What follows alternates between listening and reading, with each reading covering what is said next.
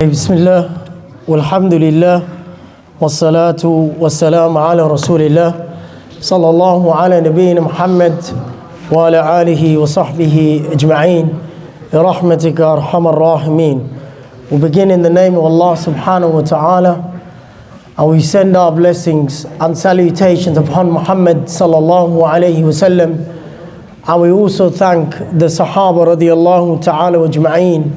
Wallahi, my brothers and sisters, I don't know if anyone's listening. Normally they don't listen. I'm only kidding.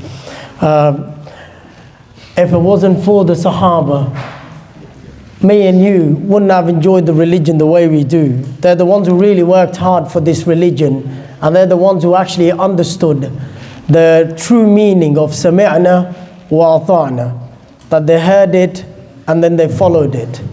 Allah make us from those people that hear the message and then follow the message. Ameen. So as you know, we're in the month of June, and subhanallah, you must be thinking I was about to say we're in the month of June and that will be the start of Dhul Hijjah. I wish I said it, but unfortunately we're in the month of June. There's so many months that we have to keep up.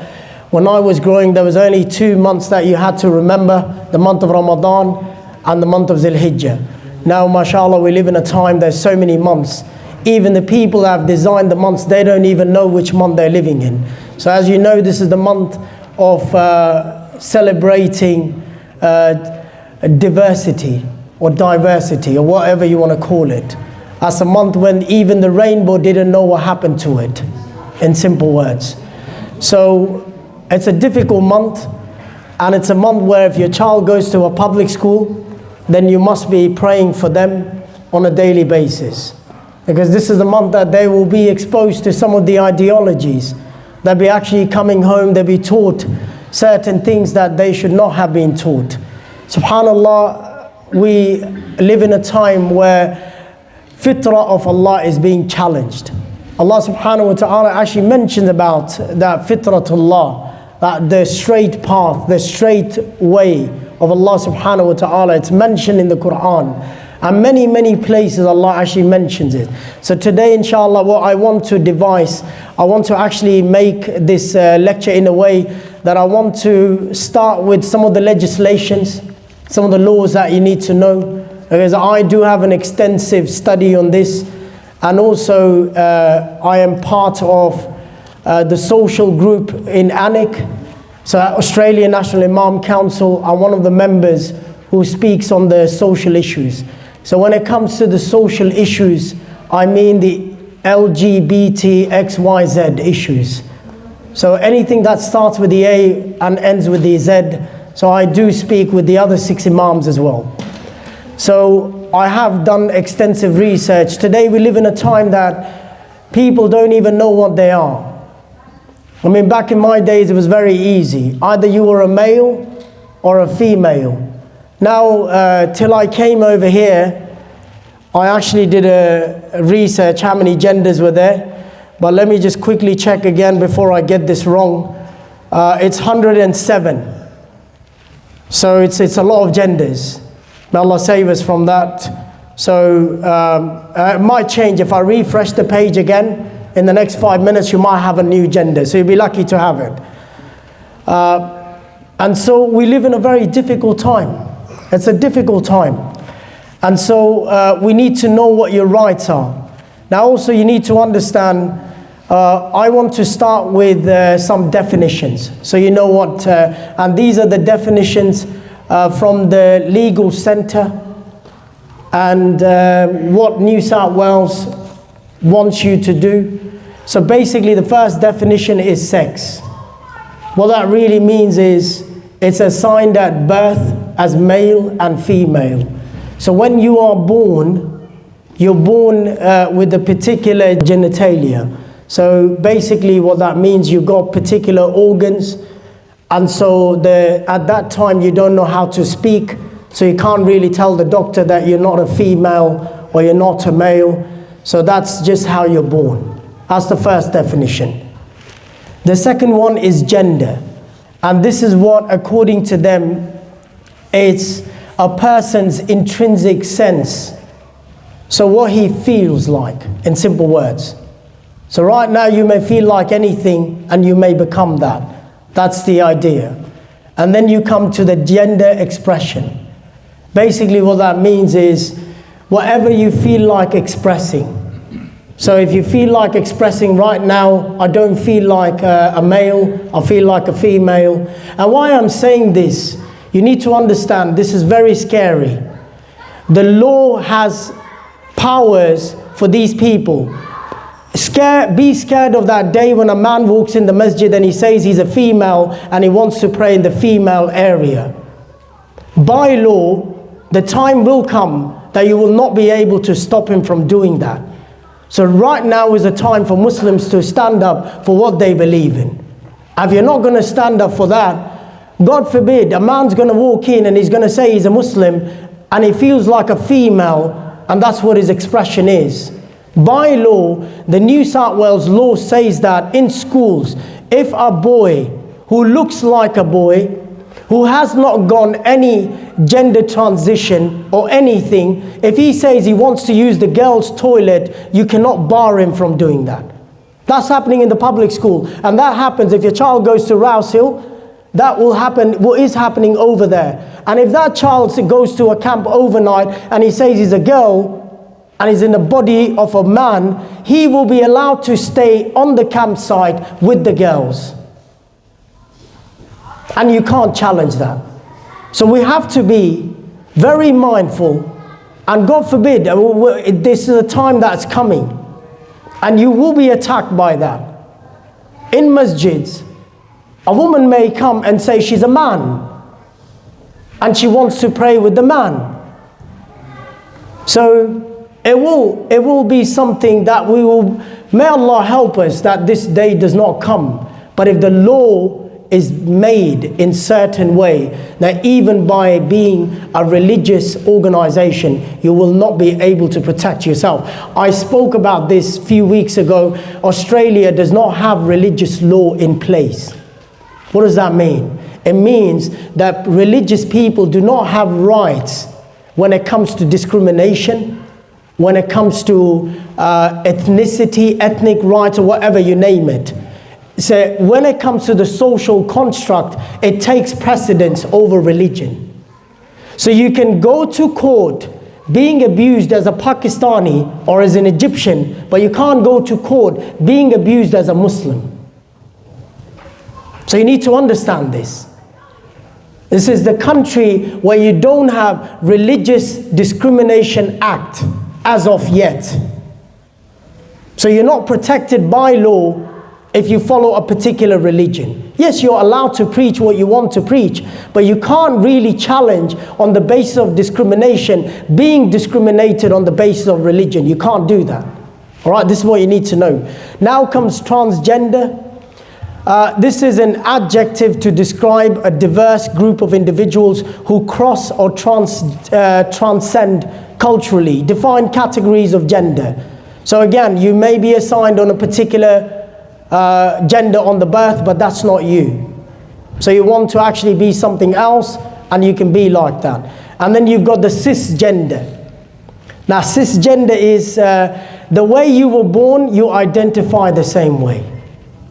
SubhanAllah, I mean, I can't even keep up with these words. Cisgender. I mean, I don't even believe in any sister or brother gender. I only have one gender, that's male. It doesn't matter how I feel like. This is how Allah created me.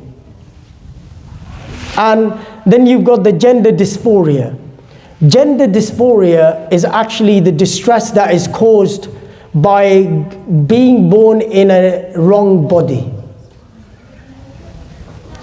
So if you're born in a wrong body, then you're actually going through the distress and the discrepancy between the person's identity and between the person's sex assigned at birth. So that's something you need to know as well. Also, there are stages of medical treatment. Now, there are many cases over here which I will go through, inshallah, and I want to actually let you know how dangerous it can be. Where in Australia, right now, if your child is 14 years old, may Allah forbid, they can challenge you and take you to the family court and ask for a gender reassignment. if you do not agree. Subhanallah, how ironic is that? Your child is 18. Sorry, let's say your child's 17. Cannot buy a cigarette. Why? It's not 18 yet. Your child is 20. Cannot buy alcohol yet. It's not 21 yet. Your child, let's say, is this, wants to beautify themselves. Cannot go for a plastic surgery because they're not in 18 or a certain age yet. But subhanAllah, the irony is, your child is born in a wrong body and they're only 14, they can go under the knife to find the right body for themselves. Isn't that ironic? When it comes to every other thing, they're not ready for that. You have to follow the law. But when it comes to transition, they can go transitioning at the age of 14. Now moving on, the family court has the ultimate right to make the decision by looking at the child and its condition and its well-being, to make a decision and go against the parents. So if the family courts decide at the age of 14 that the child's going through some physical strife or mental strife, then they've got every right to challenge that and go against your will. Now there's a lot there.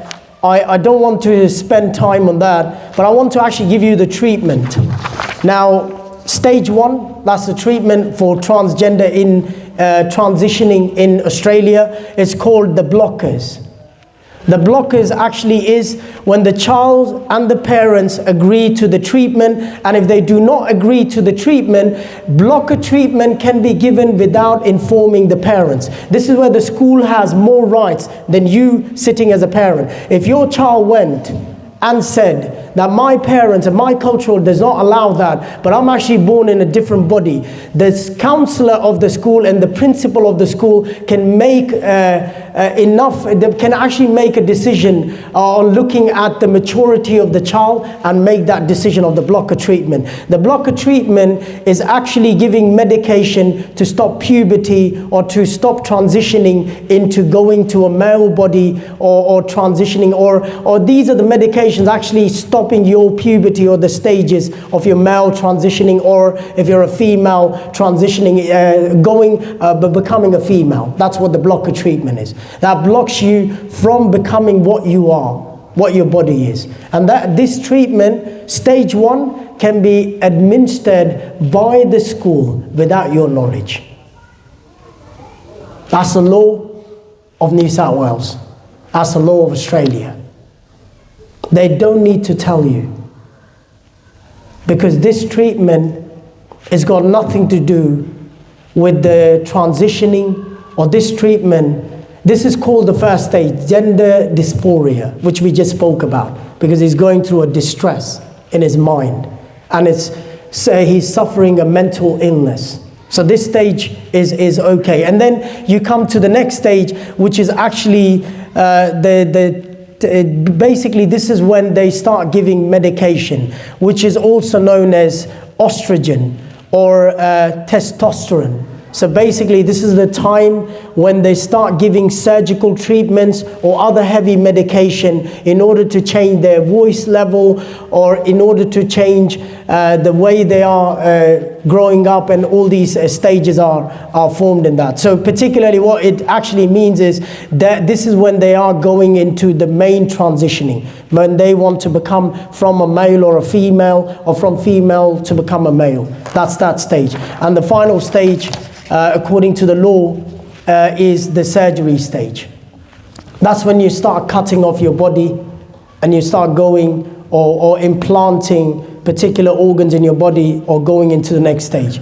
And so the New South Wales legislation has a very special medical treatment, and it actually speaks about the phase 1. As I said, your permission is not required for that. As long as your child is going through a high level of distress, this can be administered by the school, by the counselor, by the principal, by even the physician, without your knowledge. And they can tell you afterwards that this is what your child's going through, and we deemed it to be the right thing for your children. And the second stage and the third stage is something where the parents can come in, but again, this is where it gets more tricky. Now, I gathered a lot of information, and I actually want to go through the New South Wales parental treatment. So these are some of the excerpts I've gathered over the days in order when I was doing for the research for this. Melbourne is much more worse than you guys. I mean, New South Wales is still okay. We still have some laws intact to save us, but Melbourne's gone past that. And don't be amazed if Melbourne allows gender transition like at the moment Canada is debating at the age of 7. So Canada is the most woke country in the world when it comes to any of these issues. Canada has embraced anything, you name it. So Justin Trudeau, the guy that you really liked, is someone who has been pushing these agendas for. And Canada is the most woke country, as I said. But then comes America. America is also suffering at the moment. And right now in America, 14-year-old is someone that can challenge their parents and go for transitioning at that age. But America is also going down the path of the 7-year-olds as well. So America's on that path as well anyways. Now, Sarah Mitchell, which is the education minister, and she actually lost her job because she was part of the Liberals. She was the one who stopped the One Nation parental bill. One Nation pushed for a parental bill. This is Pauline Hanson's party. They pushed a bill. This is what the bill said. So the bill said, stop schools promoting transgender ideology without parental knowledge and consent. So Sarah Mitchell, the part of Liberals, this is exactly her words. This is not even paraphrasing. This is from the Daily Telegraph, what she said. She said, in her response to the inquiry for the bill, it may lead to targeted discrimination against a marginalized community which already experiences poorer mental health and well-being outcomes. So in my life, I will never be approving of any of these things.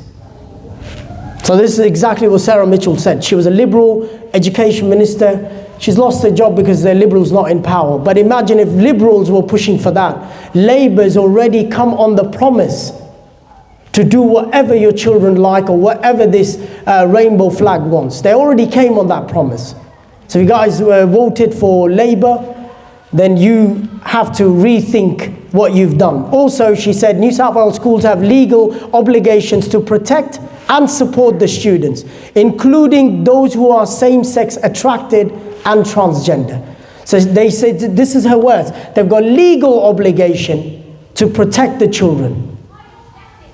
Which children? Every other children, but also the ones who have same-sex attraction and transgender as well. And Sarah Mitchell also insisted that protecting the girls in the school toilets and on the sporting field is left to the school's discretion. It's not education department to tell the school what to do. The school has every right to make a decision on that, looking at the demographics of the school. This is exactly her words. I'm happy to share this with you. And on the proposal to ban the student playing sports outside the biological gender from year 7. The government's response stated it is up to the school to manage these issues on case-by-case basis. The school should not be banning people on how they look. It's up to the school again. They have to make those decisions. Now, if you live in the North Shore, then they're the most woke kind of place in the entire state. So they've already embraced these things. But if you live over here, which is not far away from North Shore, I'm sure if any one of your child goes to Rouse Hill Public School, they already have mentioned these things. So it's not something that is away. Now, you've got the Danny boy, the Victorian Premier, Danny boy, you know him? Daniel Andrews, that's his name. I'll call him Danny boy. So Danny boy actually already has pushed the agendas. You cannot even imagine what this man's up to. So under parental consent, this is Victoria. There may be circumstances in which students wish to need to undertake transitioning without the consent of the parents, without consulting medical practitioners. This is Danny Boy. So he's already said there will be circumstances. You don't have to ask the parents. You don't even have to go to the doctor to check with him, as long as you feel like you want to go and be someone. Also, if no agreement can be reached between the student's parents regarding the gender identity, if the parents will not consent to contents of the student support plan, it will be necessary for the school to consider whether the school is a mature minor. A mature minor is given a definition, which is called GILIC. GILIC actually means if your child is old enough to make those decisions. If he's old enough to make those decisions, we don't need the parents. They're already becoming a burden. So we'll be happy for the child, the GILIC child, which is the word they use is mature minor, to actually make a decision for himself. The school will act on his behalf. Now I'll tell you what, if there's any doctor sitting over here, you're not allowed to speak about this issue openly. Why? Because you can actually lose your license. Alhamdulillah, I'm not a doctor. If I was, may Allah help you guys. But the thing is, doctors and psychologists have to be promoting of this agenda. They can't be promoting the agenda that this is a mental illness. It's already gone. The American Practitioners Association, APA, has already mentioned that being a cross-gender or being attracted to the same gender is not mental health anymore. People are born with that. So you have to facilitate that. They've already mentioned that. I don't know where we are living if we are still trying to debate that idea. You can't. The medical industry is already sold out. On the back of coronavirus, may Allah help, some of the doctors, they cashed in a lot. And so by trusting the industry all the time, what are you doing? You're already also jeopardizing your own freedoms as well. So you have to be very careful. You live in this country, there's a lot that comes with that. Also, this is Victoria, by the way, but this could also happen in Australia, in New South Wales as well. We're not far away from that. Now, there are some things that you need to know about New South Wales is consent treatment of gender dysphoria. Now, this is what I did say, the terminology. Gender dysphoria in children requires consent from all parties with parental responsibility. That's New South Wales still. This applies even when a young person is GILIC competent. Even when he's a minor mature in New South Wales, he still requires a parental consent. Not for the first stage, for the second and the third stage. Okay? For the first stage, no state you require any sort of consent from the parent. That's someone how he feels and he can live like that. But when it comes to medication and surgery, that's where the parents come in. So New South Wales still not there, but we are very close to getting there. Now this is the under 18s law, the Act. Your right at school. The New South Wales Department states a student who is identified as transgender enjoys the same legal rights or protections afforded to all students under the duty of care. Education, work, health and safety laws, additional protection applies to such students under discrimination law as well. So there's another law that protects them, which is the discrimination law that protects them. Your rights in sport. What is your right in sport? All Australians have the opportunity to be involved in sport and physical activity regardless of their gender, sexual orientation, ability, and the cultural background or ethnicity. So basically, when it comes to the transgender diverse, a child will be given the right to participate in the gender that he feels is deemed or what he believes in. He has every right to participate in that. Every right. That's New South Wales. Also, it says medical consent and competence and privacy. young children who are unable to consent, young people who are under the age of 16 but Gillick competent. That word, Gillick competent, is very important. You need to know that. It means you're a minor but you're still mature. You can make that decision for yourself. It's, subhanAllah, the way they work. Young people who are between the age of 16 and 18 are considered to be adults when it comes to gender transition. Now they are adults and they can make those decisions for themselves, regardless of their parents' consent or not. So Gillick competence, again, it's the degree of maturity and intelligence needed to consent to the treatment. That's between the line. Okay, the Gillick competence is this is what it really means. Now, Inner City Legal Center, which is ICLC, has said where a child is considered Gillick competent, then the consent is as effective as that an adult or cannot be overruled by the parents. As long as a child can prove that he is Gillick competent, then he can easily overrule the parents. These are dangers. I know it's coming to us. So it's not that we're sitting in the masjid. SubhanAllah, it's such an easy issue. We've come down, we've stooped down to a level that we even have to identify or even explain what a man and a woman is. If you look around, you know what a man looks like, right? You look around, you know what a woman looks like. That's how easy it was.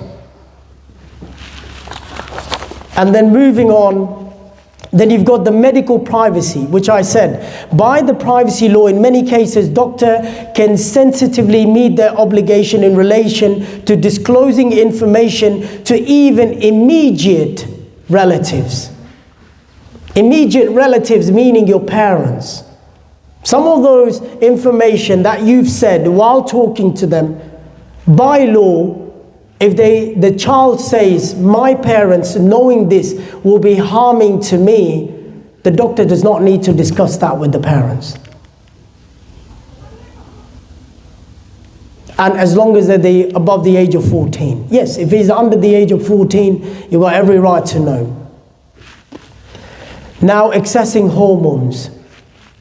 Ideally, the decision regarding timing of hormone commencement should be individualized to provide the best care to the child. The decision should be based between the clinicians, the child, their family, with the values and belief systems, all contributors being respectfully considered. But where an argument occurs and no decision can be reached, then family court has the right to rule in the favor of the child.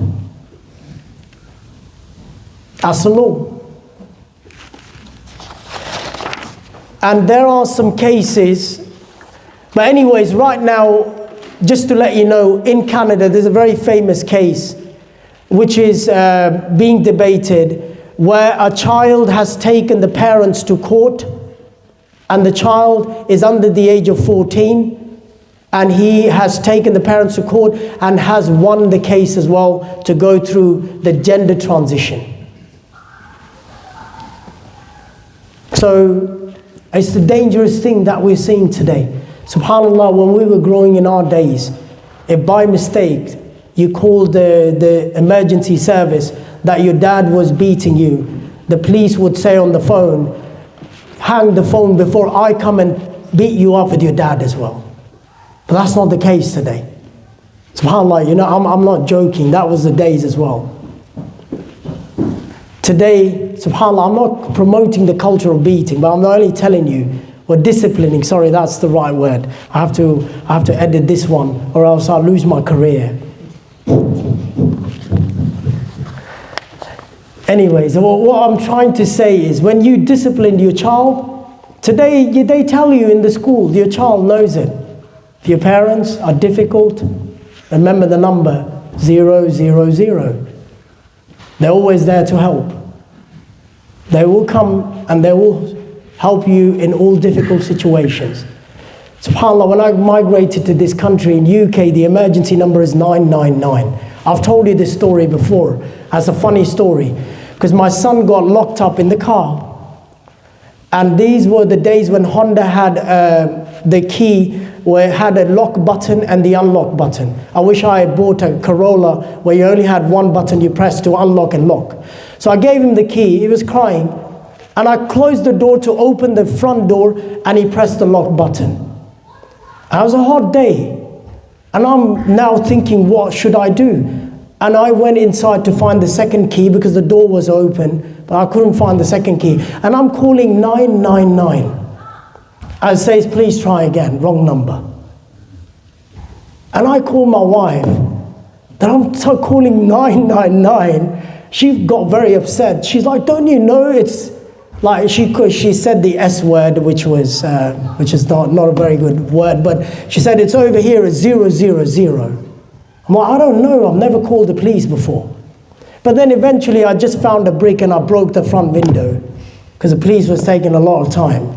So I took him out. But the point I'm trying to say, your children already know the number. SubhanAllah, I wish I knew the number as well when I was coming here. So it's important that these things have to be said in a way that we're raising our children, that they don't feel like when we're trying to discipline them that we're taking their freedom away. Raise your child in a way that he's happy to be disciplined as well. Not every time he's complaining about what you're doing in his life. Also, there's a lot of things over here which I don't want to go into, but there's a lot of legal requirements. And this is something, it's a guide for supporting young trans people at school. So that's done by Trans Hub. So it's a health and gender affirming in New South Wales. So basically, what a name and pronoun should be put on the trans students' documentation. SubhanAllah. Okay, well, what they are saying is all documents should use the student's preferred pronoun. So next time, inshallah, I want to identify as the Royal Highness from UK, because I have lived over there, and I identify as the King. So next time, if my pronouns is the Royal Highness Sheikh Farhan Khalil, so maybe that's my preferred pronoun. Maybe I should contact them as well and see if they can help me. Moving on, it says, who needs to know that a trans student is enrolled at school? It says principal, the school counselor, the trans student's teacher as well, all the staff, so they can use the right appropriate pronouns. So it's important that everyone needs to know, as long as they can say the right pronouns, because if you don't say the appropriate pronouns, the child it will hurt the well-being of the child. So the child's going to feel depressed if you don't call them they or them, or he or she, or I don't know how many are there. Seriously, I've lost count. Do you know that? What's ludicrous? What's ludicrous? I really want to say this. The Anglican Church of England last month said it is hurting the non-binary people. Whenever they read the Bible, they feel like God's a male, and some males have been causing domestic violence to their wives and their children, so they don't relate to the God anymore. So the Anglican Church, the Church of England, has decided to publish new Bibles where God will be they and them, non-binary. So God's actually becoming non-binary as well. That's Church of England. Why? Because father figures, or the male figure, the pronoun he, is associated with a violent offender, with these domestic people that are causing domestic violence. So it's dangerous for those people who are reading the Bible. They can't relate to God anymore. Moving on, should the trans student tell other students that they are trans? They can decide for themselves.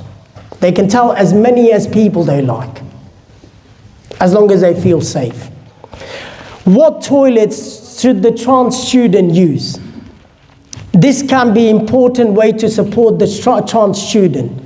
identify their well-being. The New South Wales Department of Education states students should not be required to use the toilets and change rooms used by a person of the sex that they were assigned at birth if they identify as different gender.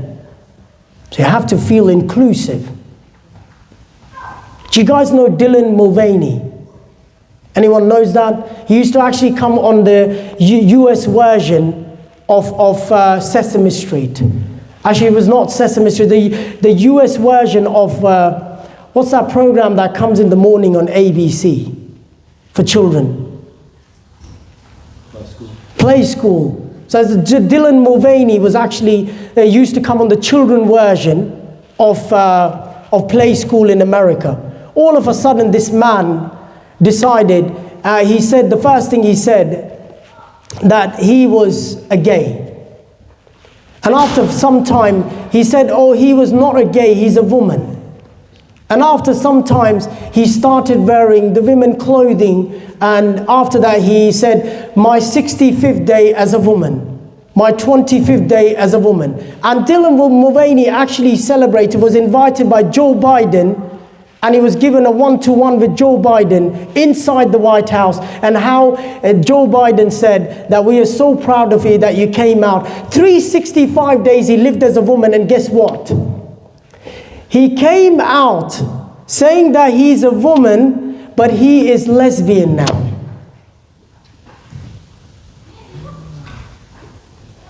What does that mean? You're a man who loves a woman. You took the entire journey from a man, you started loving men, and from there, you said you were non-binary. From there, you became a woman. Now you say you love women. That's a somersault that he did in order to get where he was. And this is what people are doing now. This is just recently, 5 days ago, Dylan Mulvaney. You can look him up. I mean, if you look him up, it's like the man looks like a man with the makeup and wearing... Well, we've got the transgenders here today as well. Only kidding. So, look, I like controversy. Sometimes some controversy is good. Okay, it's good. I don't mind that. Okay, what's changing? What changing areas should trans students use? Very important, okay, for these guys. Students should not be required to use the changing areas which of their birth, what they've been identified at the time of birth. So they may use what they identify as right now, and the school should be helping them and supporting them in that regard as well. What uniform or dress code applies to the trans student? Trans student should be allowed to wear a uniform that best affirms their gender. All right, so they want to wear a dress, they can wear that. Or sometimes gender-neutral uniform options are also available. I don't know what gender-neutral uniform is. Like, I'm just confused. I don't know. Maybe you wear a cape at the back. I don't know. I'm confused. I can't envisage that. You know, the society is moving so fast that I've also lost control. My imagination's lost control. I can't imagine things anymore. What about gender segregated activities at school? If boys and girls are separated for class or activities, trans students should be allowed to participate in the group that best affirms their gender. Holding mixed activities open to any student is a preferred option, but especially when you segregate, allow the trans student to be with what they affirm. So allow them to be with that. What about sports uniform or swimming costumes? Oh, this is getting more tricky now. Many trans students choose clothing that feels most affirming and comfortable about their body. I'll tell you what, there's nothing comfortable about swimming costumes. They're as tight as they come. Alhamdulillah, our Islamic dresses are really comfortable. What we wear. These swimming costumes are not comfortable. So, if trans students want to play sport, what team should they play in? They should play for Manchester United. Only kidding. Actually, I don't like Manchester United. Trans United. Okay, the brother said that's a really good team. Trans United. Yeah, because they're all united. United on shar. So where possible, the trans student should be able to play in a team that best affirms their gender, wearing the appropriate uniform, or an option that is especially explicitly gendered if preferred. This applies across the board for any sport before a child starts puberty. After start of puberty, you can have conversations with the trans student, carers, guardians, as what will be the right likely for them. What about the school camp? I've already told you that. And it actually affirms in the law that when it comes to the school camps, overnight excursions, in accordance to the Bulletin 55 published by New South Wales, a trans student should use the facilities for their identified gender. Should use the facilities for their identified gender. Okay, that's clearly expressed. They have to use those facilities. How to respond to the bullying of trans students? Okay, look, now this is where we unite. Islam does not condone or approve any bullying. If someone wants to be called a donkey, we are still going to protect him, okay? We are not going to beat them up or hit them. This is something I want to tell you, everyone. We do not condone any violence, and we do not go and create or hit people or to go ridicule people. We're not ridiculing any particular person. Yeah, Dylan Mulvaney, definitely. But when we talk about some of these groups, we're talking in a group basis. And as Islam, we're there to guide people. We're there to stand up with people. We're there, we have to affirm by these things. We have to do that. And subhanAllah, this is not going to stop over here. Some of the other things in legal issues, the further things that the child requires is the change of the sex in their ID documents, in their birth certificates. They have access, they'll be having access to do that as well. So as I said, there's so many of those things. But when it comes to the bullying, we stand with these people. Now subhanAllah, you be amazed. Allah subhanahu wa ta'ala already mentioned this in the Quran. And this was the promises that was made in Surah Nisa. That the shaitan actually made these promises to Allah subhanahu wa ta'ala. He made 4 promises to Allah. And he said he's going to come. And the first one he said, وَلَا أُدِلَّنَّهُمْ, that I will come and I will actually misguide these people. I'll lead them astray. And this is what it is. SubhanAllah, when you look at the people today, the youth, they're all confused. They don't even know what's right. They don't even know what's happening in their lives. They're already confused. They are just following their impulses. We all read Surah Kahf, every Friday, and we teach that to our children as well. And one of the things Allah subhanahu wa ta'ala says in Surah Kahf, when you start the surah, that Allah subhanahu wa ta'ala is saying there's no crookedness in this book. There's no crookedness. This book is not, it came in a way that it was guiding people, and it was not something which was twisted or crooked or was something that you could not understand. It already came like that. And then it's the other promise that he gave. And then shaitan gave you these false passions and desires. SubhanAllah, we live in this society, carnal desires. Everyone's infested by these carnal desires. The modesty has lost the plot. Everything is highly sexualized. Everything, even the content. You go to the shopping centers, you go wherever you want to go. Everything's on the display today. And then Allah subhanahu wa ta'ala also says, وَلَا أُمَنِّيَنَّهُمْ, that shaitan is saying, I will give them the false passions and desires. I'm actually going to give them this, that they will follow these societies, the morality. They will lose their morality. They'll have no sense of morality.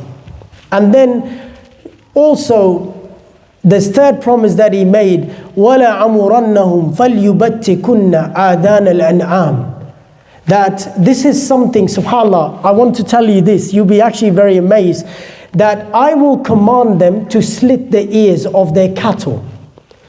This is something that they would do back in the days of Jahiliyyah, and they would cut the ears of their cattle and they would give it to their gods. You know, in Tafsir Mazari, the Imam actually mentions that when it came to disfigure the creation of Allah, he said that was for men shaving their beards. That they were disfiguring how men were made. Cutting. This is actually, he's using, in Tafsir Mazari, he uses that example.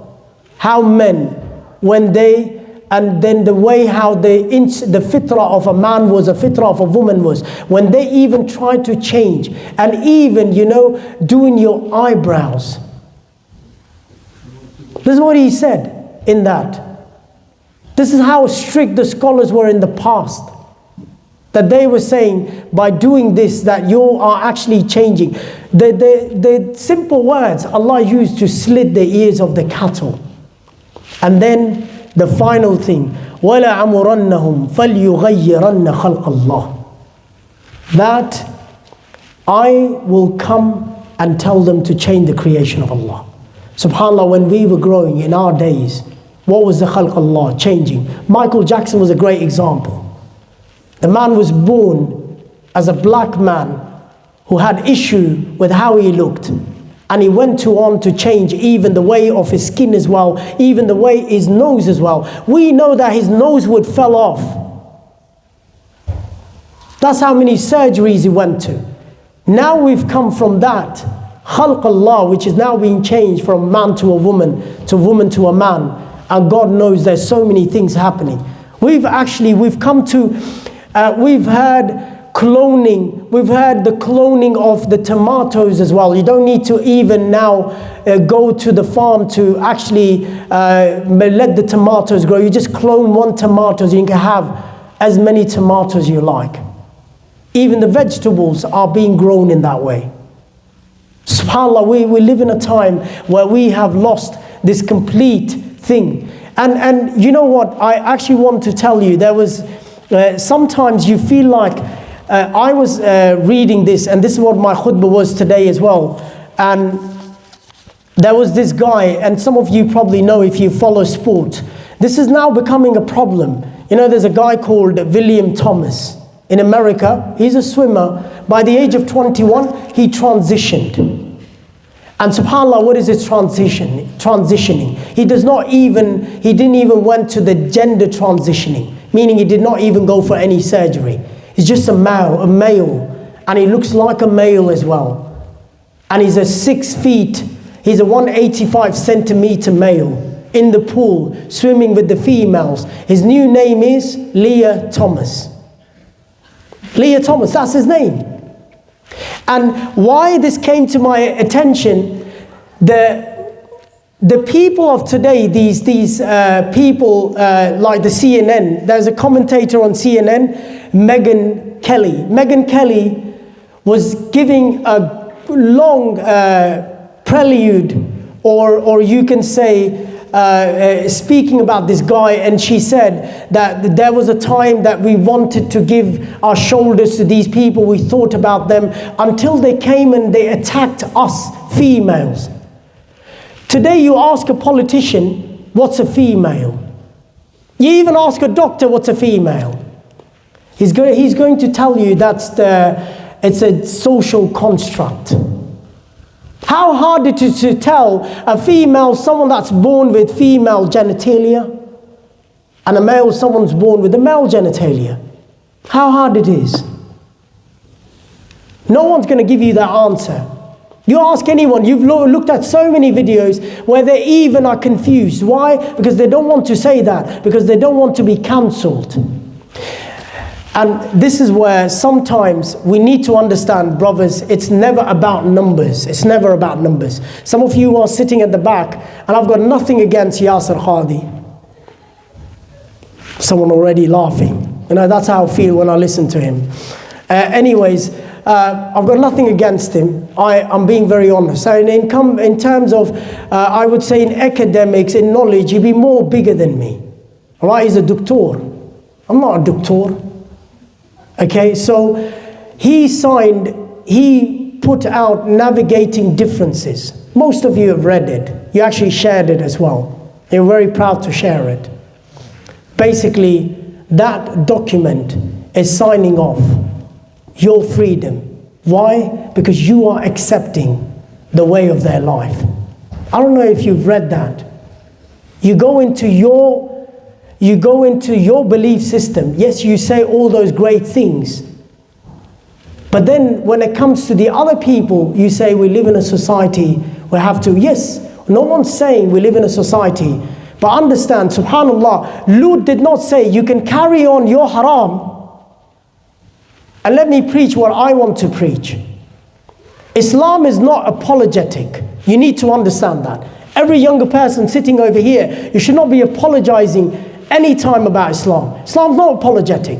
If we say our God said there's no same-sex attraction, then it's not. If our God said that there is no someone being born, I don't even know borning is a word, but being born in a different gender, then it's not. And we are going to say that. Brothers, don't forget, we have a very simple principle in our religion.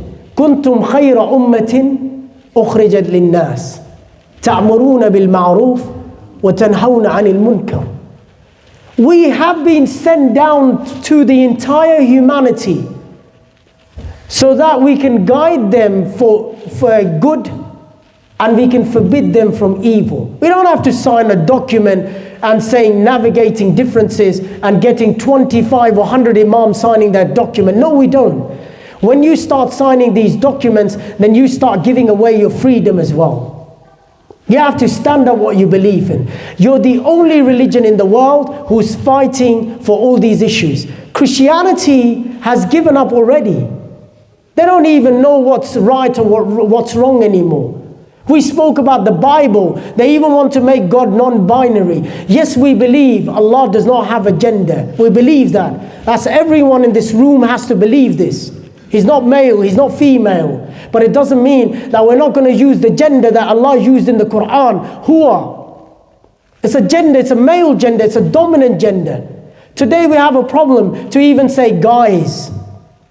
My son's in a football team in under 10s. I coach both of them. The under 10, there's a girl in there. I called all of them guys and the mother got upset. The white mother got upset. I would have said I identify as a white female right now. I wish I said it.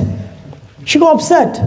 I said, when was the guys was something which was not used for people. I don't have to create more words, although English is already troubling my tongue. And on top of that, I have to say guys and a girl or their girl. I don't even know what's the grammatical way to say it. I don't have any problem for being here in my team. But at the same time, this is the political correctness. You're not going to stop. You come today, subhanAllah, we always grew up, Fireman Sam. Okay, you probably watched that cartoon. I watched it as well. Today, you can't say fireman anymore. You can't say it because you're only talking about males in there. It's either a fire human or something that covers everyone. You've got this crazy guy. SubhanAllah, shaitans are born in humans as well. You want to see a shaitan today? Go home and type Sam Smith. Sam Smith is a shaitan. I'll tell you this. Go home and type him up. Your children already have been hearing his songs. And he actually won a Grammy Award as well. The man also is confused. He came out as a gay. Then he became non-binary. Then he became he was going through some gender dysphoria as well. Now he's come back and now he's saying he's non-binary. He's not a female or he's not a male, but he can be attracted to anyone. This is the dangerous realm that our children are listening to this garbage. You had another guy called Little Nas. I called him the little shaitan. How's another guy? Little Nas, it was very famous last year. He just disappeared. And there was so much music about this guy as well. We need to be very careful. SubhanAllah, I give you the example of Nu'man ibn Bashir, hadith of Rasulullah sallallahu alayhi wasallam. Rasulullah sallallahu alayhi wasallam gives an illustration over here about one people on the top deck who had water and one people on the lower deck of the ship who had no water. Now these people on the lower deck would go on the top deck to ask for water. Now basically what happened was they went on the upper deck and they said, you know what, we're only troubling these people. We are at the lower deck, let's make a hole in the boat and we'll get water for ourselves. Now these people on the top deck did not see them. And so when they came down, these guys were digging a hole with an axe. What's going to happen? The whole boat's going to sink. And subhanAllah, the people on the top deck came down and said, you have to stop doing this. Why? Because we all are going to die. You're being nice to us by not coming to ask water, but eventually we're all going to die. And so brothers, it's my responsibility and your responsibility. Allah placed you on the top deck and Allah gave you water. So it's our responsibility is to look after the people on the lower deck. Even if they feel like they're troubling us, they've got the best of the attitude, it doesn't mean that we let them go and do whatever they're doing. It's something Allah has put responsibility to us. And subhanAllah, now going back to this Leah Thomas, he was not even in the top 500 of the men swimming competitions. He could not even make to the top 500. As soon as he became a female, he started smashing all the females. His best time was even better than the female that was swimming in there. Now understand, brothers, and I'll be very open now. A male will never understand what a female goes through. If you are a married man who sits at the back, you know your wife, what she goes through. You know the difficulty that she endures in the month. I want to be very implicit, okay? I'm not going to be explicit. There are these little ones. You know the pangs of pregnancy she went with. You know when she gave birth to your child. You know every month she feels in a particular way. And you know what happens to her. All right, we know that. But we can't feel that pain. Now a man stands up and he says, you know what, I'm a female. He never can feel what that. So you see, I say this and I summarize this in my words. These people have no hope. No hope. Why? Because they can't procreate. So they're coming after my children and your children. Why? Because they're going to run out. They'll have nothing on them. If they keep on going and not promoting this ideology, they'll run out. So they want this ideology to carry on. And for that, they need my children and your children. And they will keep on coming until they get these children. Why do you think it's so important to promote this at the child, to a little child? You've got books now which actually, subhanAllah, in my days, wallahi, I'm so lucky that I was even raised in the West. But in my days, I didn't have this garbage that I had to deal with. So lucky, alhamdulillah. Today, your child, don't be surprised if the Australian curriculum says in kindergarten, we're bringing a new book. That's on Amazon, you can actually read it. It's called the Gay BCs. Why? Because it promotes diversity. And it promotes, you know, it actually promotes this culture of social justice. It all started from Black Lives Matter. This was the slogan that we have to stand up for social justice of the black people. Then came this matter. Then came this matter. Black Lives Matter is gone far away. Now it's all the other lives that matter. It's all about these matters. SubhanAllah, as I was saying, there are so much, and understand there are two things that happens to every society. There are two fronts. One is the material front and the other one's a moral front. What does material front mean? We all want to advance. We all want to learn technology, Today we're living a day and age where there's iPhone this and iPhone that. But then there is a moral front. People who lose their moral front, they lose their civilization. You pick up, anyone today, go home and pick up books of Greek civilization and pick up books of Roman ancient civilization. Where were they destroyed? When they lost on the moral front, when they were not able to guard this door. Once you leave this door open, the morality door open, then you will have no hope. You know, إِذَا لَمْ تَسْتَحِي لَهُ فَاسْنَى مَا شِئْتَ. If you have no morality, no values, then do whatever you like. This is the hadith of Rasulullah sallallahu alaihi wasallam. When you lose your morality, then you've got nothing. You can do whatever you like. And some of the things, inshallah, what I want to actually just summarize the talk, inshallah. And subhanallah, this is it. And I want you brothers to listen to this very carefully. First came an agenda which was the transgender agenda. What was that gender agenda? I'm trapped in the body of a male and I'm a female, or I'm trapped in the body of a female and I'm a male. And what happened? These people gave to those emotions, yes, you can live like that, that's okay. Then came the other agenda, transracial agenda.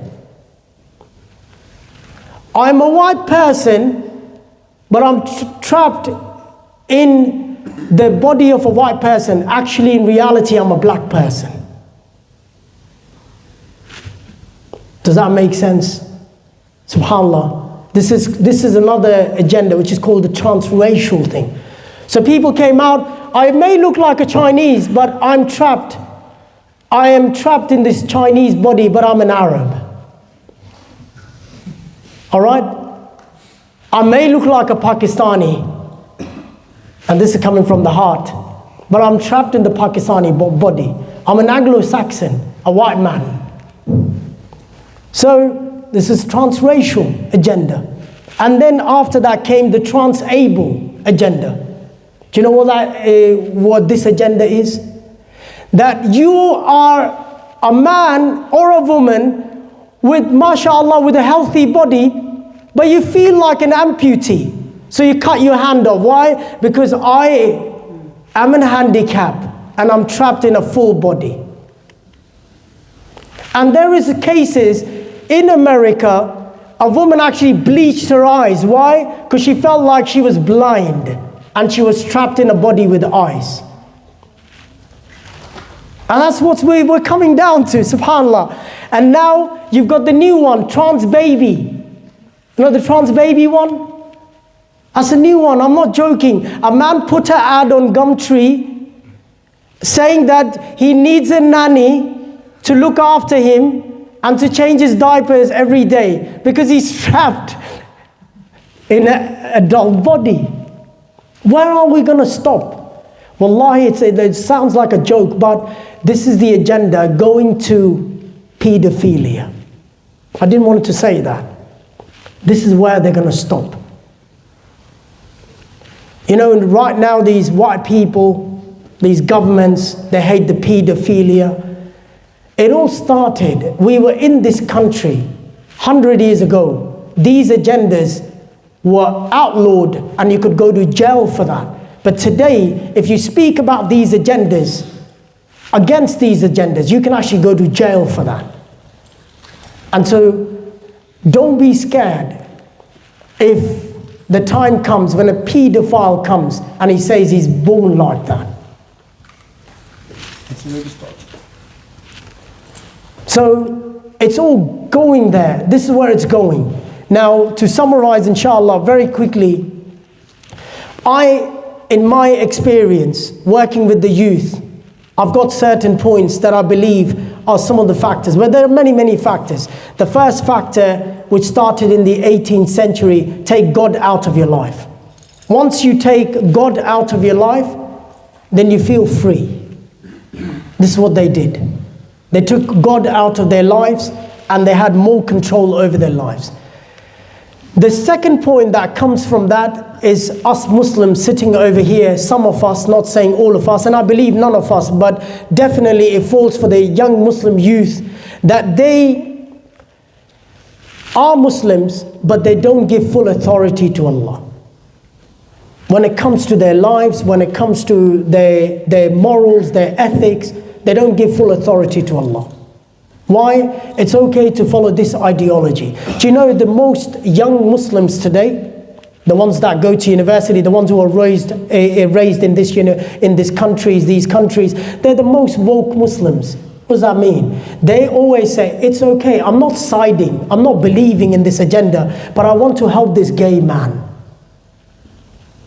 I want to help him. I want to help this transgender man or transgender woman. Why? Because they are downtrodden. People speak about them. People always ridicule them. I want to help them. So I'm going to go on a protest. And our younger people are doing that. SubhanAllah, we always say this, and I'm telling you, in politics, no Muslim comes to the top seat if he's not a sellout.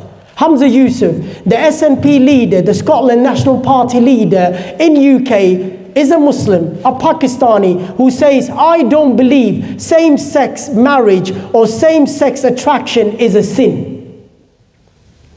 That's his words. He's the leader of Scotland. He clearly said that. I don't believe it's a sin, and I can't change the theology, but we need to reinterpret the theology. You've got Ilhan Omar, the senator. Her tweets, every time it comes in America, I will not rest until the LGBTQIXYZ gets all their rights. I will not rest until that day. And they're invited openly to ICNA forums and all these forums, and they speak over there. Why? Our young Muslims are being confused. They're not going to invite an imam like me. Why? Because I have no sympathy. Again, I'm not saying we don't have sympathy, but we don't have sympathy with the value, with the lifestyle, with the ideology. We're not saying that we're not going to help the humans. We're going to help the humans. We are going to help the individuals, but we're not going to sympathize with these values. And the second point is, today we live in the age of radical culture of individualism. Individualism. SubhanAllah, we've lost the sense of community. It's all about, I wake up today and I'm an individual, I feel in a certain way.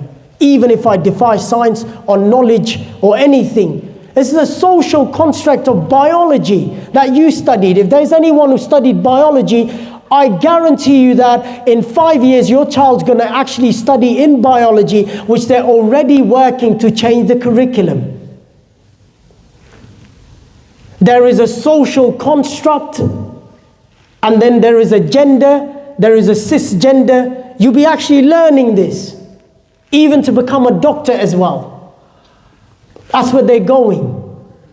And this is the radical individualism that we live in today. It's all about individualism. It's all about myself. It's about me, myself, and I. That's where we live in. So we stand up and I go by these values, or I go by that values. And finally, the laws of nature and ethics. These are the ones which are being attacked on every front. So we are being attacked when it comes to our ethics. SubhanAllah, I tell you this. When it comes to Islamic law, when it comes to Sharia, when it comes to Aqidah, anything, it doesn't change. But we understand there are extenuating circumstances in fiqh as well, which is circumstantial, where something with the principle is al-mushaqqatu tajlibu ala taysir. When the difficulty comes, Allah brings an ease. But these are matters of furu'. This is not a matter that difficulty is coming, you can't find a bathroom of male, and then you're going to become a female. That's not furu'. These are not the matters over here. Yes, we understand there are circumstantial matters which happen in Islam. Those are the reasons that things change. Yes, we understand that. But it doesn't mean for the construct, the fitrah of Allah, we don't change the fitrah of Allah for that. And so it's very important. And see, Allah subhanahu wa ta'ala, and I want to inshallah finish now, and I want to say this, I am very optimistic. But as a Muslim, we have to be optimistic. Allah actually says in the Quran, وَاللَّيْلِ إِذَا أَسْعَسْ وَالصُّبْحِ إِذَا تَنَفَّسْ, that the night when it gets really dark and you can't see anything. Right now it's really dark, we can't see anything. But the morning will come with the light. Allah will bring the morning with the light. Allah will, inshallah, bring light in our life. And that light will come, inshallah. But we have to start working. It doesn't mean that I get lackadaisic and I sit on my back and wait for Mahdi to come. You know, don't be like those people here. SubhanAllah, people from Egypt sitting over here, they know. People actually go put the du'as inside Imam Shafi's grave. Imam Shafi is not going to come out of the grave and help their ummah. He's not going to come out. He needs our du'a as well. And often, you know, we say this, read Fatiha. I have a disagreement of reading Fatiha as well. So, the point I'm trying to make, these people, yes, they are the great people, but they're not going to come out. You have to be there, Imam Shafi now. It's not going to come, Qum ya Salahuddin. Salahuddin's not going to wake up from his grave and sit on his black horse and come and help you out. No, no. You have to be that Salahuddin now. We always marvel, myself, I'm always beating around the bush. Umar ibn Khattab, I love him so much. Omar is not going to come out from, you know, the Medina, and he's not going to come out and help us. We are Muslims and we have a vision. And Allah actually says this in the Quran. وَلَوْلَا دَفَعَ اللَّهُ بِبَعْضَهُمْ بِبَعْض لَفَسَدَتِ الْأَرْضِ. That Allah subhanahu wa ta'ala is saying, when the corruption is, you know, spread around, and then Allah will send one group over the other to actually take control of that corruption and to bring a balance back in the society. But in order to bring that balance back in the society, me and you have to stand up. Me and you have to be that. Why? If we don't be that force, then Allah will forget us as well, and Allah will bring someone else. And what a great example. What a great example. People marveled, the Arabs, where it all started from. Not picking on the Arabs, but it all started from the Arabs. When Arabs of Baghdad, when Genghis Khan, the Hulagu's forces were coming, and when they were just sitting, you know, Musta'sim, when they were just relaxing and listening. It's in the storybooks, you read it for yourself. The arrow came out, it hit the Raqasa, and she died on the spot. He's watching this dance, this Khalifa. And then what does he say? This Mongol army is waiting outside Baghdad. What does he say? He says, bring another one. I haven't finished yet. So when this happens, what happens? Allah changed the demographics of Islam on the hands of non-Arabs. The Arabs that came from the Muslims that came from Central Asia, and they ruled over the entire Muslim nation for 630 years, Ottomans. They were not Arabs. So if we forget our responsibility, Allah does not need any race, any gender, or you know, these orientations. Allah needs people who are committed. So inshallah, brothers, this is a conversation that needs to happen regularly. And this is a conversation that you need to be talking to the people in you as people. If you send your children to public schools, you need to be having this conversation with your children. What did they teach you? What was happening today? What's the course about? What's the curriculum? Most of these teachers, the Anglo-Saxon teachers in the school, they already have given their souls. They already are promoting this. They already speak about these issues in a very placid way. So don't be scared if your child comes with these kind of orientations. We have to stand up. As I said, no one's going to come to save us. Wallahi, no one's going to come to save us. We have to save ourselves. We have to make this youth group. Over here, mashallah, there's so many young people over here. You have to engage the youth. I mean, I am not the best person to engage the youth at times, But I want the younger people to come and to do halaqat over here. I tell you what, you should have this is an ideology. They're coming after your children. If something is being promoted, it's an ideology, it's a religion. This is a deen. That's a deen that they're promoting. So inshallah, we make a pledge that we all do whatever is in our reach in order to help the community. And I also make a pledge to the committee over here that do something for these teenagers. And us imams are probably not the right fit to engage these teenagers.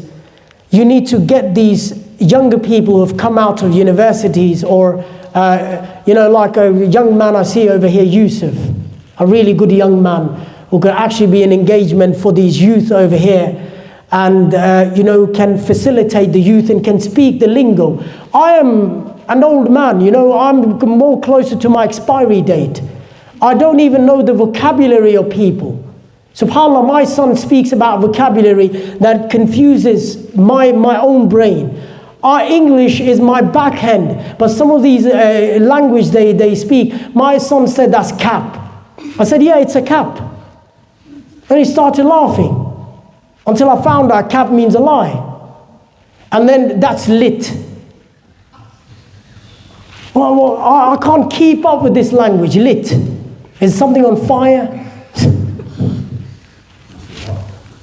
Must be really hot. Must have seen the sheikh in the miniskirt. That's lit.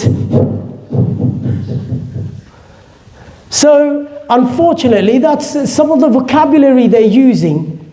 And in my days, it was not cringe. The cringe is also a very new one, although I've actually come around the word cringe. But there's so much happening. I can't keep up with this. I'm an old man. I can't keep up with the knowledge I have. I have to go back and revise that. And then let alone all these new words that are coming in. And God forbid these 100 genders that we have to memorize as well. And the pronouns and the adjectives and whatnot. SubhanAllah, there was a funny thing that happened in America, one of the states in Texas. This man came out just to make the Mickey out of this transgender race. He said, I identify as a woman of color, but I am still a lesbian, so I am married to my wife and I want to live with my wife. And then he put 2 pictures. I want you to go see it, before and after. It looks exactly the same. In one he had the tie, and the other one he did not have the tie. And he said, did you see my transition? And they all came out and they said, you're transphobic. He said, I affirm that I'm a woman of color. He's a white man. He said, of color. I'm a woman of color. And I still love my wife because I'm a lesbian. And so we're still married. So we don't have to go anywhere. My wife does not need to go anywhere. And we both love each other. Being a woman, I can love another woman. So this is, I sometimes, if I was not an imam, I'll tell you what, I would have pulled that stunt as well on the Facebook. But also sometimes my own associations does not allow me to be that free. But anyways, inshallah, I'll open the floor for questions. If not, we'll bring an end, inshallah. So if anyone's got 1 or 2 questions, happy to answer. Yes? So we talked about transitioning and the whole agenda. Don't tell me that you're thinking of it. No, I'm only kidding. I like humor. My name is Farhan. It means happy. So I'm always happy. As I said, I'm very optimistic. So what does Islam actually say about people who actually are intersex? Okay, this is a very good question. Now, there is, I actually brought a reference to speak about this. This is in the hadith as well, in Ibn Hibban. It mentions about a guy whose name is Hayth, and he's a mukhannith. The word in Arabic which is used is khuntha or mukhannith. So he said, this hadith is now circulating in the transgender race. This will give you an answer. So when you are that, Islam is now a religion of mirath, of inheritance. So you need to know what your gender is. And in your certain part of your life when you're growing up, you come and you look like a particular gender. So at that time you can go and have that surgery done if it's that required to be what's the closest, what the doctors deem you to be. And these people that you're speaking about are only 0.01% in the world. I guess in every 10,000 or maybe 5,000, there'll be only one person. And they are known as khuntha. So these are not like males and females. Islam speaks about them. When it comes to inheritance, the doctor, the physician will make the right judgment. What is the organs that are functioning for them? And they will be given miras according to that. So if it's a boy, he will get those shares. If it's a girl, he'll get those shares from his father. And also, they can go into marriage contract as long as they are open about their sexuality. They can say, they can get married. If he's a man, let's say he's a dominant man and he wants to go, but he has to tell, because every marriage, every woman has a right to have children. And in most cases, these khunsas will not be able to procreate, even though they have male genitalia, but they will not be able to procreate. Maybe, or maybe in some cases they are. So the doctor is the best person to say. But they can go into those contracts if the woman allows or is happy of not having. But yes, they are allowed to go and have that transitioning done. But it's only for mukhannith, only for a khunsa. That's intersex, not transgender. Do you know that Pakistan has a law of Transgender Act? Do you know this? That act is actually an act which allows anyone to go through that and claim that he's a female or male. Why? Because the act itself is flawed. How? They do not go and ask for your doctor's certificate. So the people in Pakistan who believe in this ideology, they went and they did these surgeries overseas and they claimed themselves to be that. The law was not defined in a way, and so they used that as a loophole. Now they are debating that law again in the parliament to actually make it only for the people who are born that way. Do you know the people that you see in Pakistan on the streets are generally males? And then subhanAllah, Pakistan is the most superstitious people I've ever seen in my life, because I have two parents who are Pakistanis, happen to be Pakistanis, both my parents. So that makes me Pakistani as well. So my parents were like, do not say anything to them. If they curse you, then you'll be destroyed. And I told my mom, you know what, I really feel like trying. This is the wrong ideology that you promoted. Oh, give them money. Why? They're going to curse you. Well, first of all, he's not working. He's trying to get my money off me and begging. I'm not going to give him any money. So we need to know this. We've got so much superstition. A black cat cross you, don't go from this door. What do I do? Do I jump the wall of the backyard and leave now? How many hours do I have to wait for neutralizing the effect of the black cat? As all these superstitions that I grew up with, subhanAllah. Can you imagine the traumatic childhood I had? My grandmother, and no exaggeration, I had this Sesame Street, I forgot what this name is. He's got this spiky hair. So I had this teddy. My grandmother said it will wake up in the night and suffocate you. Can you imagine a 6-year-old hearing that from the grandmother? SubhanAllah, I could not sleep. I moved into my parents' room for the next 2 years of my life because I could not sleep alone. And so this is not, you raise your children with the right ideology, with the right mindset. Remember we spoke about this last week. It's very important. You don't give them these false things because they make it a part of their lives and they grow up like that. You have to make your children strong, or else they're not even going to go downstairs in the middle of the night because they're scared. So yes, so khunsa has going to the hadith very quickly. They're using this hadith of Hayth. The hadith actually speaks about this muqannas, he was allowed to be with the women. So the transgender is saying, because he was a transgender and he was allowed to be with the women. Rasulullah sallallahu alaihi wasallam in the same hadith, he was banished. Why? Because he came to the men and he spoke in a derogatory way about the women's body, describing how their bodies were to men.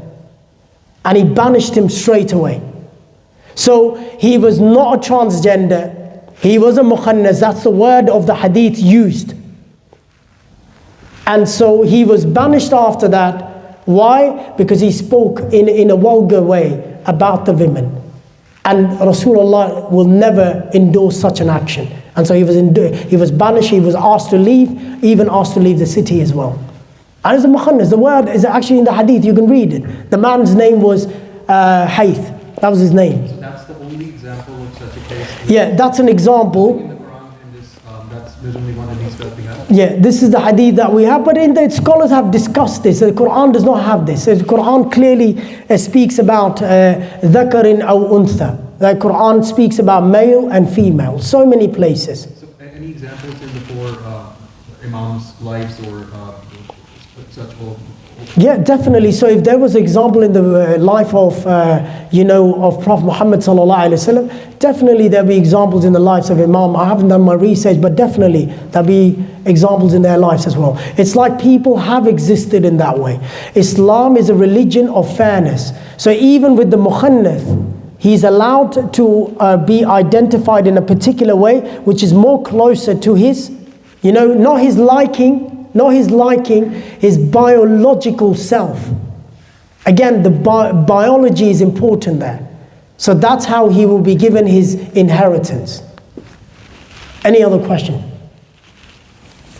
No one? I think there was a question at the back from the females. Sorry, I don't know if I should say females or not. Only kidding. Because we live in a time it's very difficult to use these words. Yes? It's a question regarding solutions and what, as a community, what we can do in terms of, especially sort of supporting the Muslim leadership, whether it's Anik or whoever, or even when it comes to the Christian community, or even the Shia community, or even the Hindu community, which might have this condition. Have some similarity in how they think about this issue as well. So I'm just wondering, what can we do apart from obviously educating our children, but as a community? I think it's a very good question. And the question actually requires a lecture, but I'll give a very small answer. Now with Anik and with everyone, and also the Christian organizations, some of them, the only ones which are, kind of leaning towards the Muslim ideology are the Catholics. Everyone else has bolted. They've actually already left the race and they're not there. Catholics are still holding onto this ideology. But Pope Francis being around, this will be compromised very slowly. Pope Francis is the only one who's made it very clear, do not call it as a sin.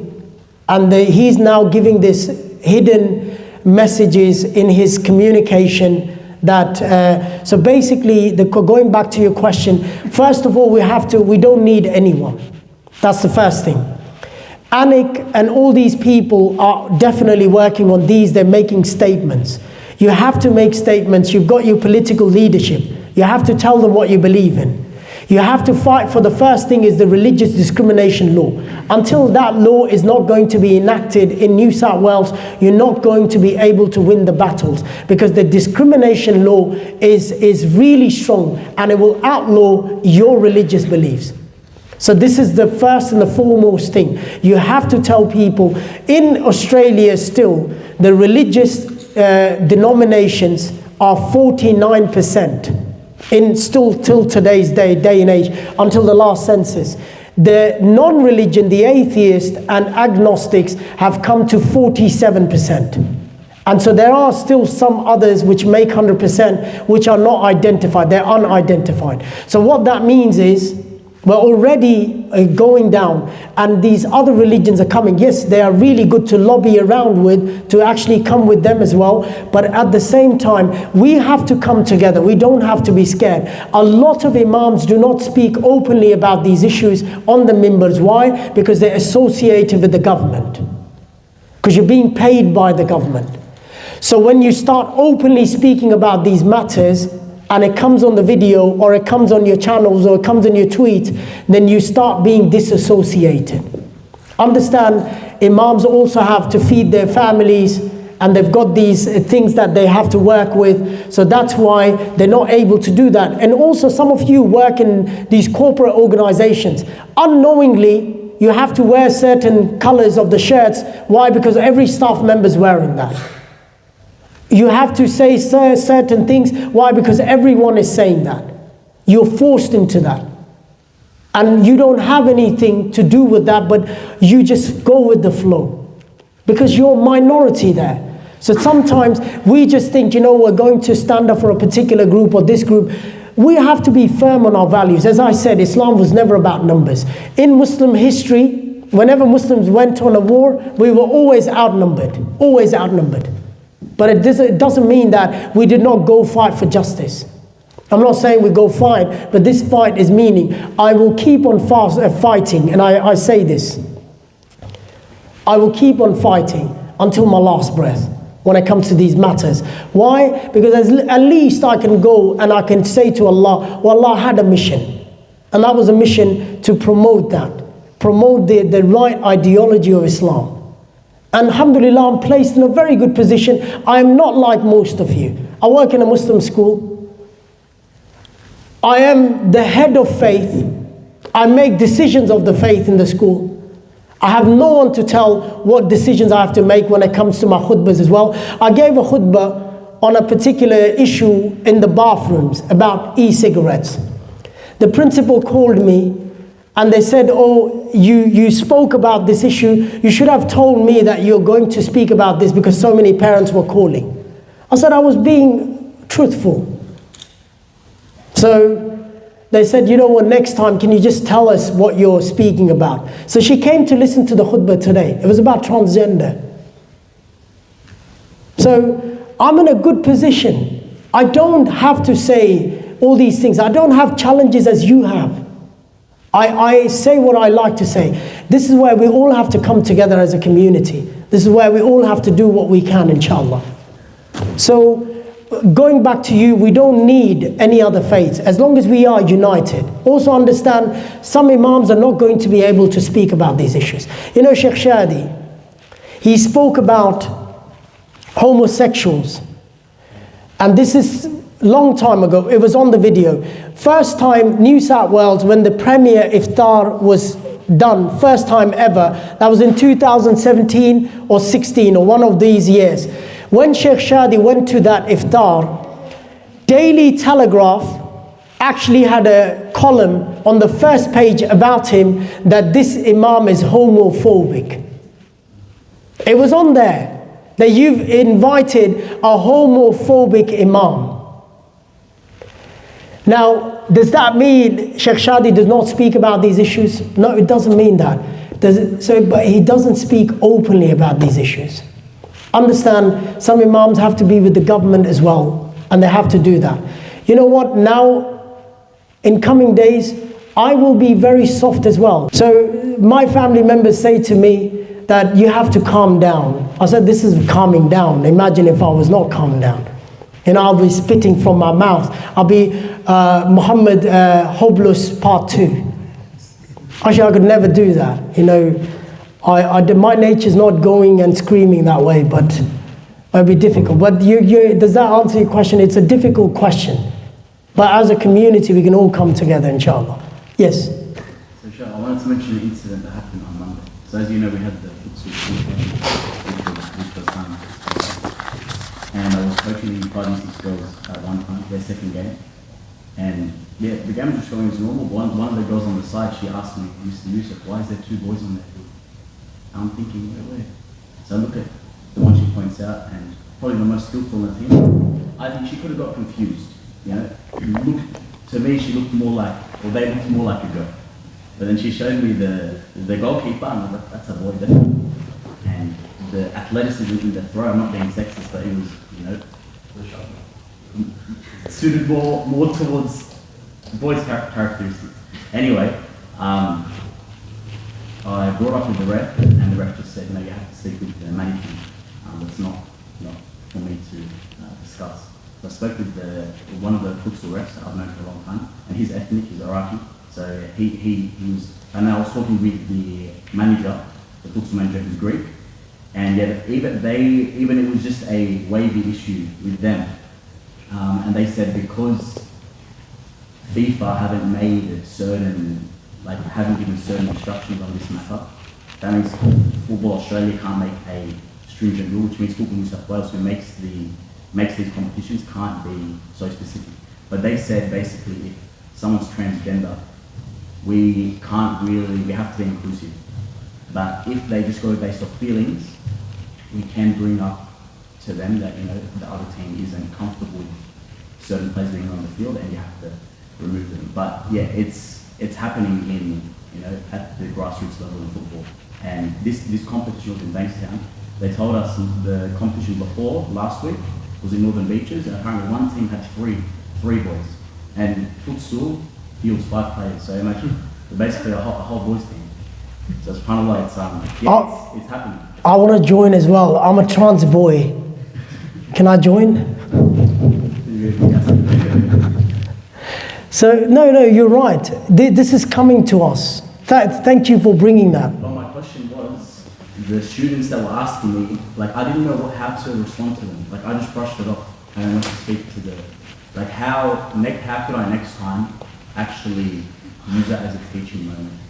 I think this is a very good question. Now, the teaching moment, you need to understand, you just bring it back to the basics.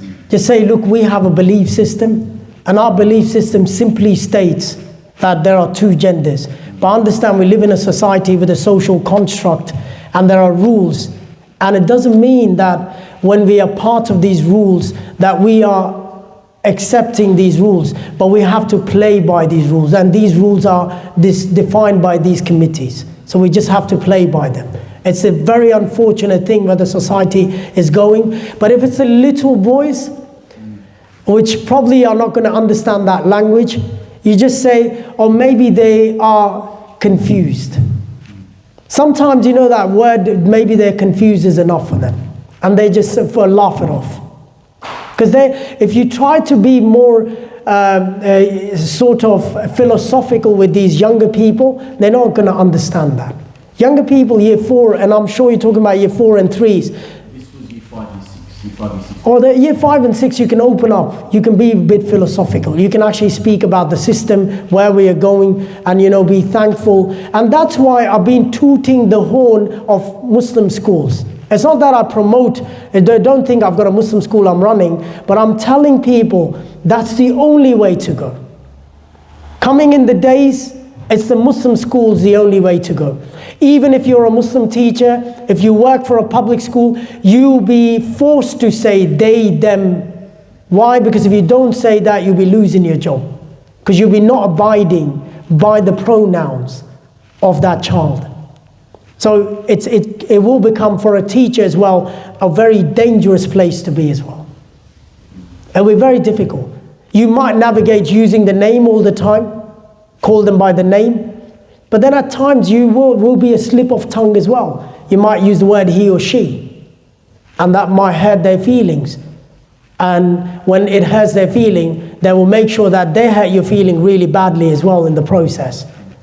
So this is why, when it comes to the older children, be very open. You know, see, we are Muslims, and this is what we believe in, and Allah said it this way. And simple, Ya ayyuhan nas. That Allah subhanahu wa ta'ala is talking about that He created man and woman. Simple. And then when it comes to, they ask why are they like that? Say because they're in the society, and I always use this argument for the children. They believe in a religion, and their religion allows that. The best way for a child to speak to them is religion, because a child actually connects to religion. When you say religion, they know what you're saying. So when you see someone else, you say this is their belief, they believe in this religion, which is not right. As you know, we're Muslims, but that's their religion. This is the best way. You just finish the conversation there. And unfortunately, this is inclusivity. In the name of inclusivity, there's a lot of dangers that are coming our way. We are going to be tested, but be optimistic. Be optimistic. Inshallah, no matter how difficult the test is, the time will favor us, inshallah. Any other questions? Yes? So the 14-year-old can challenge their parents. Gillick, it's called minor mature. okay. Gillick competence. Yes. Yes. Okay. And then can the child then challenge the government because she made a mistake? No, because with the competency, that's a choice that they made in their competence. So basically what they say when it comes to these gender transitions, it's not like a medical negligence. You've asked for that. And I did not even speak about the side effects and all these things. Why do you think stage 2 and stage 3 is not open for a child without consent? Why do you think that? Because it comes with side effects. Surgeries have side effects. And, medication has side effects. So before they administer any of those things, they ask for that consent. You've consented in your competence, in your maturity, that you want to go through that. So that's what protects them. It's like, when you go for a surgery, they make you sign. They say, oh, it's just a minor surgery, you'll be okay. But if you read the disclaimer, it says you might die on the bed as well. You're actually signing that. So God forbid, if that doctor is a crazy doctor, if he kills you on the bed, he's already saved himself. So these people, these disclaimers are already there. So Gillick competency takes the burden away from the medical industry. And it puts the burden back on you. And as we speak, there are many cases. I'm happy to give you these. I've already got, and you can actually read it. There are some cases in there by names of children. And the first case, when it started, just very quickly, I'm actually just going to read some cases which you can write down and you can research it later. There's a Jamie case of July 2013. So due to its reversible nature, stage 1 treatment no longer required a court application. This is the case which reversed the court application, and stage 1 did not require any application from the court. Then you've got the Marion case, which is the 1992 case, the Marion case. And then you've got the top surgery case, 2015 Reese J case. And also you've got, these are all minor cases. You've got the Calvin case, which is 16 February 2017. And again, this was a stage 2. You've got the Matthew case, which was again going back to the Gillick competency as well, which is the Matthew case.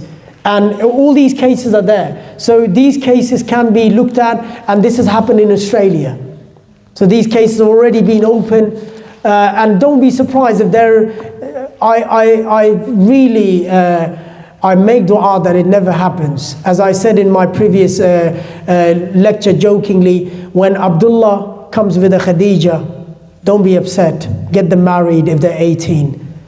Because a time might come, Abdullah will come with Muhammad, that we love each other. So that will be a difficult time. And a Khadija might come with a Fatima as well. And Muhammad may say that I was born a Muhammad, but I'm a Khadija. So those times are coming. Although we don't see these names here. But believe me, if you start digging up in America and UK, you will already find Muslims going under the knives. As I always say, you guys are outdated in everything. In Islam as well, how Islam is transforming in this land, you're outdated. I say this, you're 20 years behind UK. And God knows with America as well, with the transformation America's going, which is good in a way sometimes. Well, we are far away, 14 hours away from everyone. At the same time, we're behind in our ideologies, in our advancements, in everything else. We are struggling to create an Islamic university. You've got homegrown imams already graduating in UK and USA and in Europe. Today we're still struggling to make homegrown imams in Australia. Most of the imams who are competent have gone overseas and got the knowledge and come back. We're still struggling with these things. Australia is far behind. In UK, Walthamstow, where I come from, we had 5 masjids in the vicinity of 7 kilometers. 5 masjids. 3 of them were green turbans. which were out of question, which you can't go, or else you'll be flying on a turban. But then the others, well, you know, they were acceptable. But then again, we are far behind in these things. Inshallah, anyone else? If not, inshallah, أقول قولي هذا استغفر الله لي ولكم فاستغفر الله إنه الغفور الرحيم.